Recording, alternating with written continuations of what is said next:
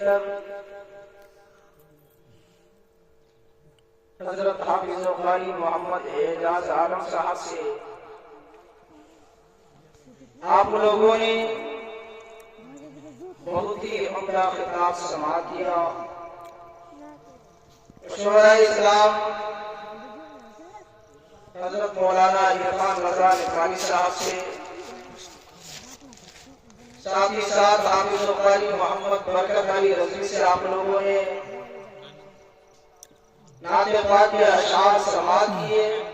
अरे कुर्सी तो छीना जी, स्टेज पर कुर्सी तो छीना जी। खतीब महाराष्ट्र तकरीर यही पे करी खलीफा हुजूर कायद मिल्लत हजरत अल्लामा मौलाना हाफिज रज़ा इस्माइल साहब रहमतुल्लाह की जलवा गई है। हमें भी और आप तमामी हज़रात को हजरत का खिताब समाअत करना है।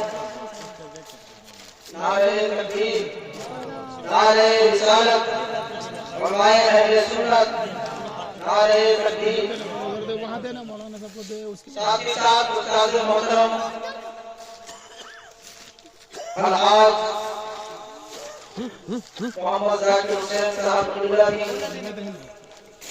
रौनक स्टेज हो चुके हैं। आप हज़रात कुल्फी जब आइए उलमाए किराम के चेहरे की ज़ियारत करें, क्योंकि इनके चेहरे को देखना भी इबादत है। और फिर करो उलमाए किराम नाइबाने रसूल होते हैं। होटल कहाँ है?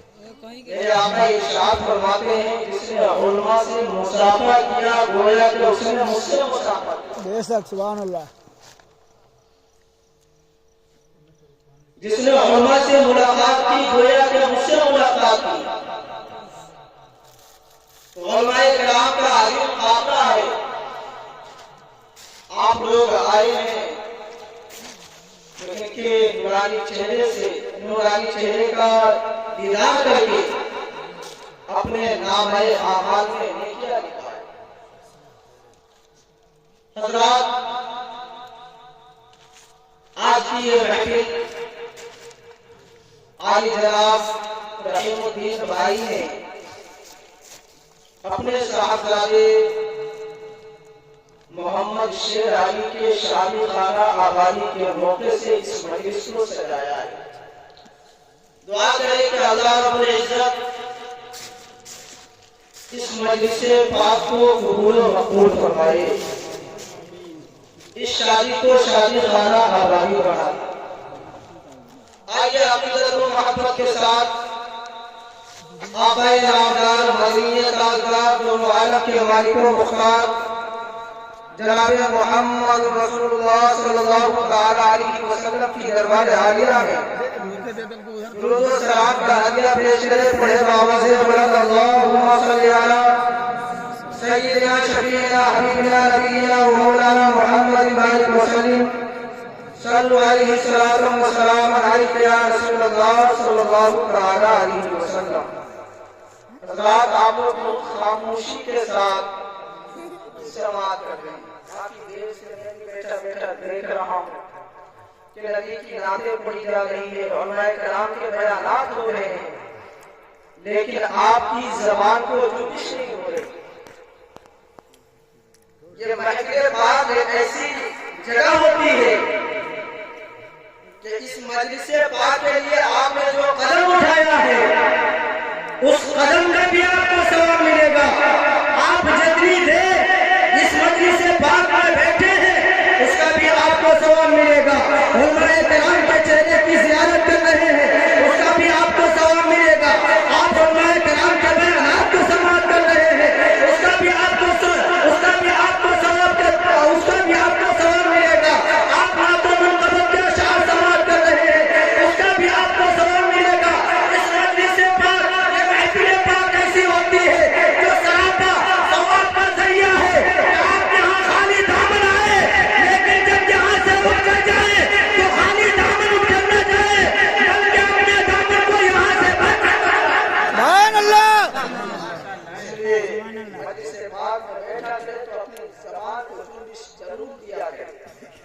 एक मरतबा सारा मजमा मोहब्बत के साथ बोले सुभान अल्लाह, अल्हम्दुलिल्लाह, माशाअल्लाह।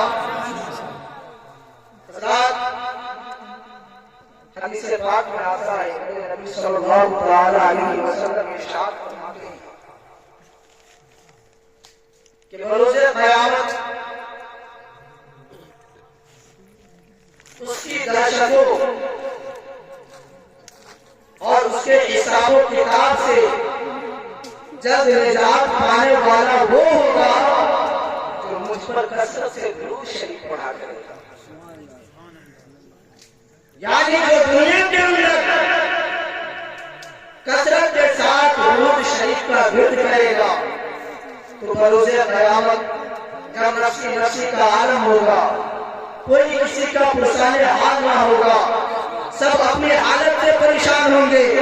न बाप बेटे का होगा, न बेटा बाप का होगा, न माँ बेटी की होगी, न बेटी माँ की होगी, न रिश्तेदार रिश्तेदार के होंगे, न दोस्त दोस्त के होंगे, न भाई भाई के होंगे, न गरीब एक दूसरे के होंगे, न रिश्तेदार रिश्तेदार के होंगे।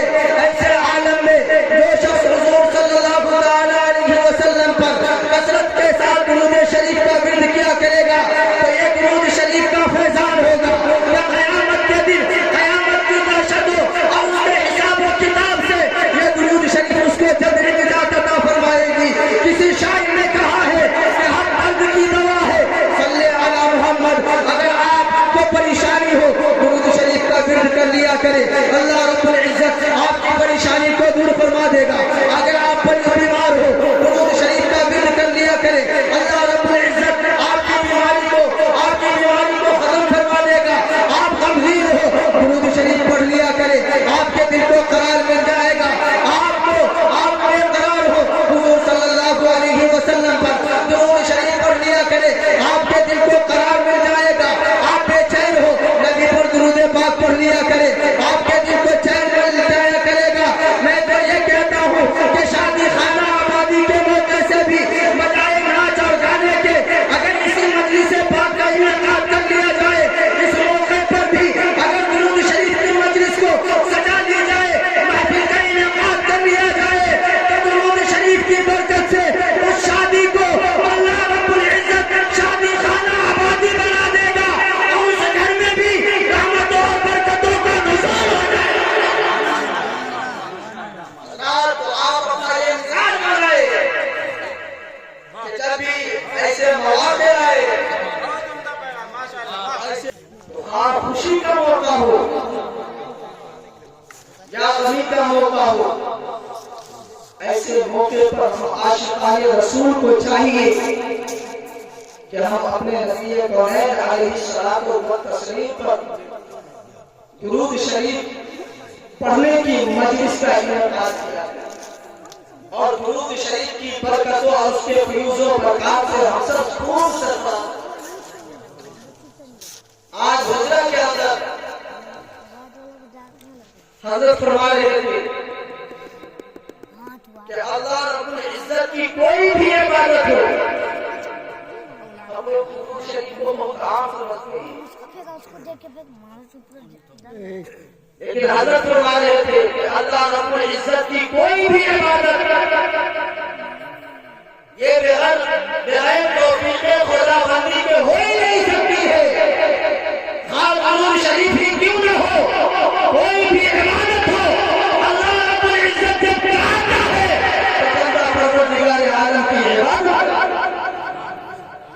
ये सब इबादत का एक मौका होता है। आप ऐसे मौके पे भी परवरदिगार आलम की इबादत नबी कौनैन अलैहिस्सलातु व तस्लीम पर दुरूद शरीफ पढ़ने की मजलिस का इनेकाद किया करे। एक मरतबा और दुरूद शरीफ पढ़े, अल्लाहुम्मा सल्ली अला सय्यिदिना शफीना हबीबिना नबीना व मौलाना मुहम्मद बारिक वसल्लिम सल्लल्लाहु अलैहि वसल्लम अलैका या रसूल अल्लाह सल्लल्लाहु अलैहि वसल्लम। हज़रात, हमारा दीन दीन फितरत है और हमारी फितरत में ये बात शामिल है कि हम अकेले जिंदगी नहीं गुजार सकते, हम तन्हा जिंदगी नहीं गुजार सकते।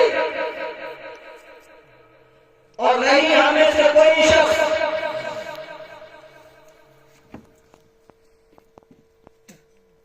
अपने आदत और जरूरत में खुद करती है, बल्कि किसी न किसी शक्ल में हम एक दूसरे के मुहताज हैं, एक दूसरे के जरूरतमंद हैं।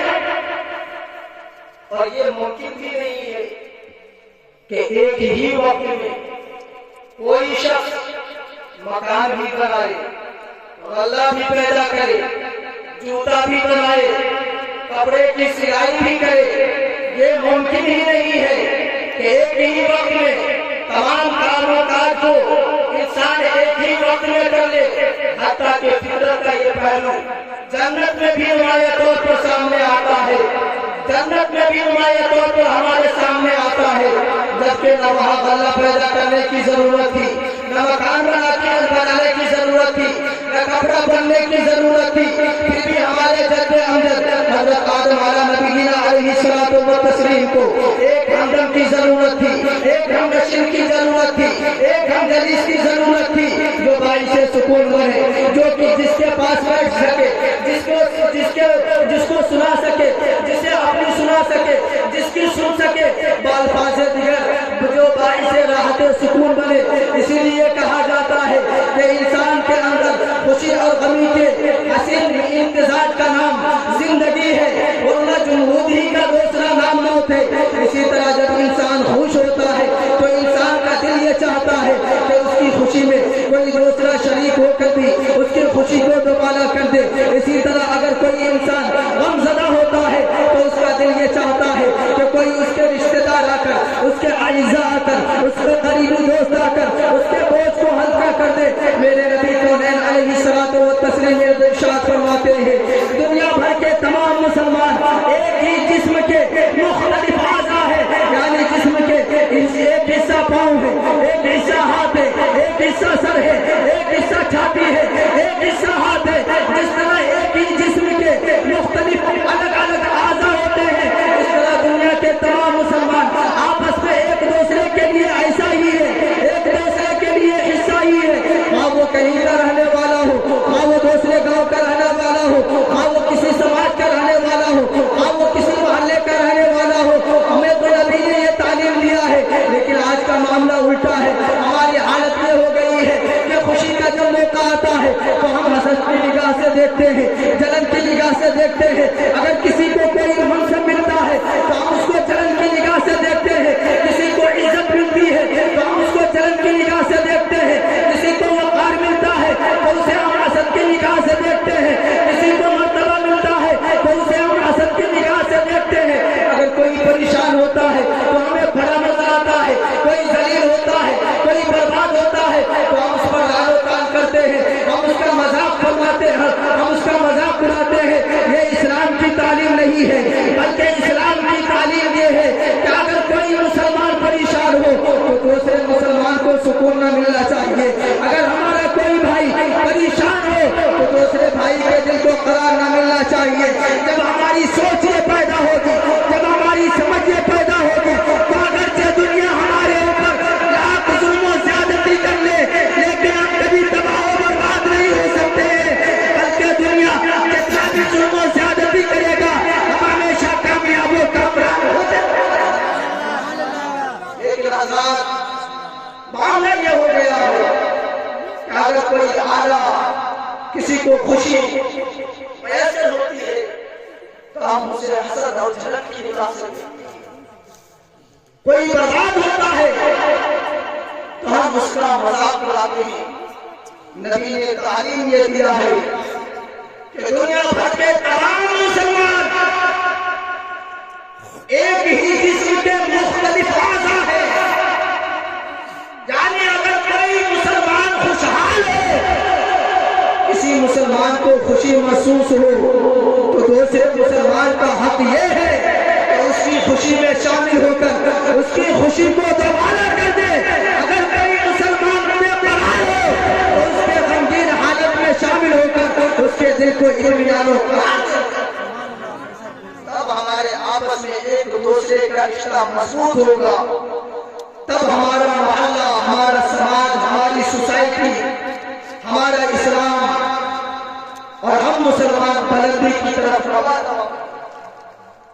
हमारी इसी फिक्री जरूरत के पेश नजर रब्बे कायनात ने वही नाज़िल फरमाई, हुवल्लज़ी खलक़कुम मिन नफ्सिन वाहिदतिन व जअल मिनहा ज़ौजहा लियस्कुना इलैहा। वो अल्लाह ही है जिसने तुम्हें एक जिन्स से पैदा किया और तुम्हारे लिए उसी से जोड़ा बनाया ताकि तुम उससे सुकून हासिल करो। दूसरी जगह हमने इरशाद फरमाया, हुन्ना लिबासुन लकुम व अंतुम लिबासुन लहुम। वो तुम्हारा लिबास है तो उनके लिबास हो, यानी मर्द औरत का लिबास है, औरत मर्द का लिबास है। ये लिबास बड़ा ही कसीर मकासिद अल्फाज है। मर्द और औरत आपस में एक दूसरे की जरूरत है। मर्द और औरत आपस में एक दूसरे के लिए वजह करामत है। मर्द और औरत आपस में एक दूसरे के लिए मदद और नुसरत है। मर्द और औरत आपस में एक दूसरे के लिए जरिया सुकून है। जब इंसान को मुनासिब लिबास मिलता है तो फिर उस लिबास की वजह से इंसान सजता ही है। इसी तरह अगर इंसान को मुनासिब रिश्ता मिल जाता है तो उस मुनासिब रिश्ते की वजह से इंसान की जिंदगी जन्नत का नमूना बन जाया करती है। अगर रिश्ता मुनासिब नहीं मिलता है तो फिर इंसान की जिंदगी तरफाहों बर्बाद हो जाया करती है। इसीलिए मेरे भाइयों, जब भी शादी मौका का मौका आए, अगर रिश्तेदारी तलाश करो तो हसब और नसब की बुनियाद पर नहीं, मालो दौलत की बुनियाद पर नहीं, खूबसूरती की बुनियाद पर नहीं, बल्कि दीनदारी की बुनियाद पर रिश्तेदारी तलाश करो। जब दीनदारी को देखोगे, उसके हसब और नसब के साथ साथ उसके घर बार को देखोगे कि बच्ची का कैरेक्टर कैसा है, उसका अखलाक कैसा है, उसका किरदार कैसा है। इसलिए कि जब एक मर्द समझता है तो एक फर्द समझता है, लेकिन जब एक औरत समझती है तो उसकी नस्ल समझ जाया करती है। इसीलिए रिश्तेदारी मालो दौलत और खूबसूरती के बुनियाद पर नहीं, बल्कि अगर रिश्ता तलाश करो तो दीनदारी की बुनियाद पर तलाश करो। अगर दीनदारी की बुनियाद पर रिश्ता जोड़ोगे तो यहाँ भी कामयाबी मिलेगी। और मरने के बाद वक्त काफी हो चुका है। इन्हीं बातों के साथ मैं अपनी गुफ्तगू खत्म करता हूँ।